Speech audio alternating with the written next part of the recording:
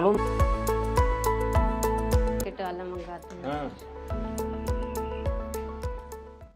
নমস্কার বন্ধুরা, নতুন একটা ভিডিওতে সবাইকে স্বাগত। তোমরা সবাই কেমন আছো? আশা করি খুব ভালো আছো। ভিডিওটি শুরু করার আগে সবাইকে হ্যাপি নিউ ইয়ারের শুভেচ্ছা। নতুন বছরটি সবাইয়ের ভালো কাটুক। বর্তমানে সোশ্যাল মিডিয়ায় একটি চর্চিত নাম হচ্ছে মীরা মাঝি। বাট কে এই মীরা মাঝি?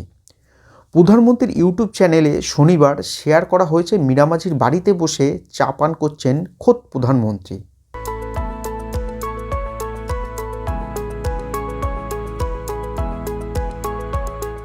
दूध वाली चाय है जी तो दूध यहाँ का मिल जाता है आप जी, लोगों को? पैकेट वाला मंगाते हैं। हाँ। এই দরিদ্র পরিবারের বাড়িতে বসে প্রধানমন্ত্রী নরেন্দ্র মোদীর চা পানের ভিডিও দেখে হতবাক সবাই।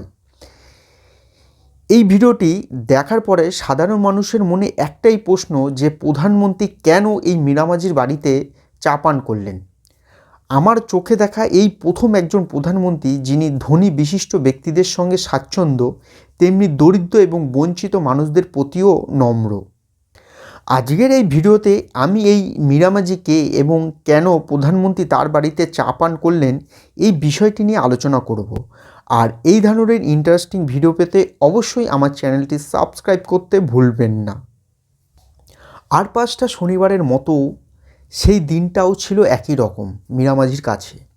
অযোধ্যার বাসিন্দা ওই মহিলা ও তার পরিবারের সদস্যরা টিভির দিকে তাকিয়েছিলেন সেই দিন, কারণ ওই দিন অযোধ্যায় প্রধানমন্ত্রীর রোড শো ছিল।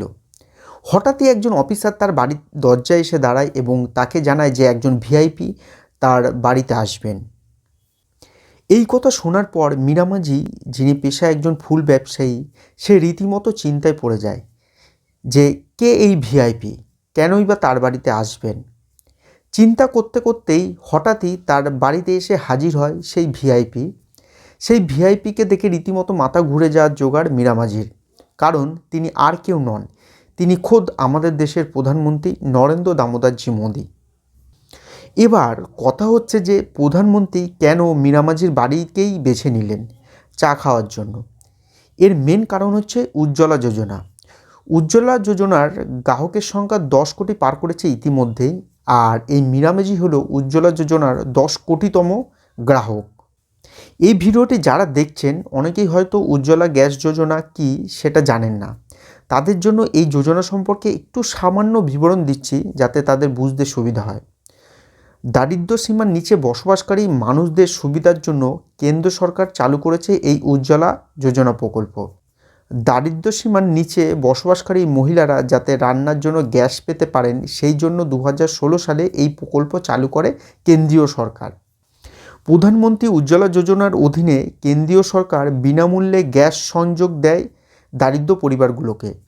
এই পরিবারগুলোতে প্রতি বছর সরকার দ্বারা ভর্তুকিপ্রাপ্ত 12টি গ্যাস সিলিন্ডার দেওয়া হয়। এই ভর্তুকিপ্রাপ্ত গ্যাস সিলিন্ডারগুলোতে 200 টাকা ছাড় দেয় কেন্দ্রীয় সরকার। মীরা মাঝি যেহেতু 10 কোটিতম গ্রাহক, এই কারণেই শনিবার প্রধানমন্ত্রী মীরা মাঝির বাড়িতে যান। প্রধানমন্ত্রী মীরা মাঝির কাছে জানতে চান যে উজ্জ্বলা যোজনা থেকে তারা কী কী সুবিধা পেয়েছেন এবং সে কী কী রান্না করছেন। चलिए, अच्छा हुआ आप मेरे घर पधार। तो क्या पकाती हो इस पर? अभी तो आज दाल चावल सब्जी पकाए हैं, आपके लिए चाय बनाए हैं। चाय बनाए जी। तो पिलाओ ना फिर। মীরা মাঝি বলেন যে তিনি চা বানিয়েছেন এবং ভাত ডাল রান্না করছেন। প্রধানমন্ত্রী চা খেতে চান। মীরা মাঝি জানান প্রধানমন্ত্রী চায়ের কাপে চুমুক দিয়ে বলেন যে চায়ের স্বাদ ভালো, তবে মিষ্টি একটু বেশি। চা খেতে খেতে প্রধানমন্ত্রী মীরা মাঝির সাথে সরকারি বিভিন্ন যোজনা থেকে তারা কি কি সুবিধা পেয়েছে সেগুলো জানতে চান।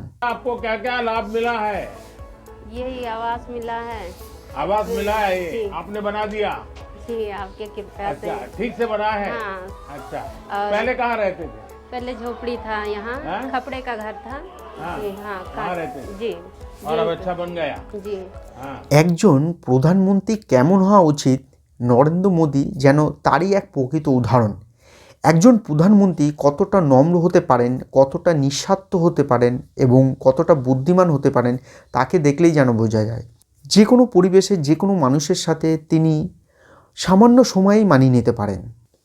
বিশ্বের বড় বড় নেতাদের সাথে তিনি যখন কথা বলেন তার মধ্যে যেন একজন বিশ্ব নেতার ছবি ফুটে ওঠে। আর যখন তিনি কোনো ধনী ব্যক্তি বা শিল্পপতির সাথে কথা বলেন তখন তাকে একজন দেশনেতা হিসাবেই আমরা দেখতে পাই। আবার যখন তিনি আমাদের দেশবাসীর সাথে কথা বলেন তখন তার মধ্যে একজন সাধারণ মানুষের ছবি ফুটে ওঠে। আজকের ভিডিও এই পর্যন্তই। পরবর্তীতে দেখা হচ্ছে নেক্সট ভিডিওতে। ধন্যবাদ।